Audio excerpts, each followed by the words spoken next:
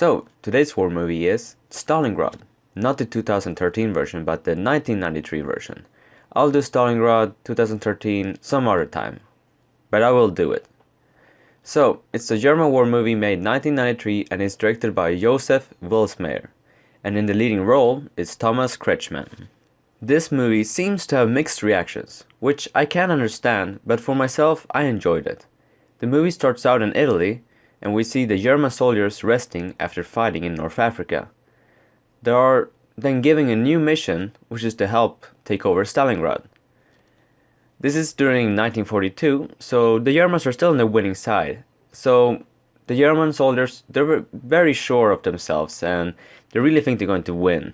They're even talking amongst themselves about what land they will own in Russia, and some of them even bought land already in Russia. So we see them being very secure about themselves and that they will win this war. But as we know, they're only going through their impending doom in Stalingrad. The movie takes us to the fighting over Stalingrad and how chaotic it was.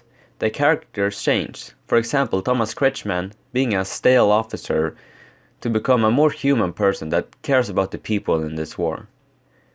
We see the war from the ordinary German soldier and we grow to sympathize with them, as we see that they're not fanatics and just do as they're told just to survive the war.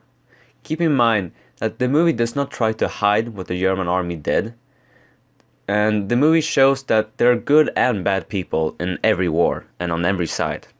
The movie has some really good parts and some less good parts, but there are more good parts than bad parts, so it saves the movie. And for me, those bad parts aren't that bad, but I can understand why people think they're bad. Some people don't like the editing of the movie, and at times I can understand. But when it comes to the combat, it works. The editing makes the viewer unoriented during battles, which makes the battles more chaotic and more confusing, which I like, and it captivates the actual combat that happened during Stalingrad.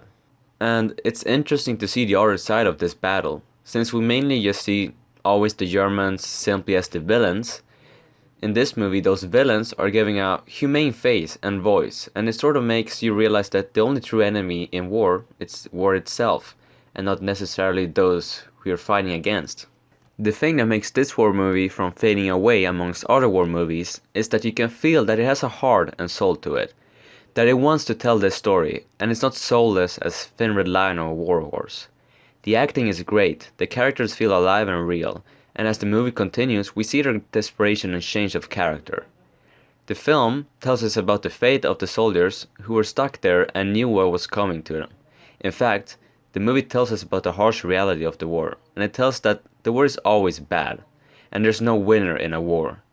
The film doesn't show that Russians were bad despite being a German film, nor it shows that the Germans were heroes, but it still makes a point of earning sympathy for all the soldiers who lost their lives in the Battle of Stalingrad. The movie's cinematography is really good. It got some really great shots that look really amazing.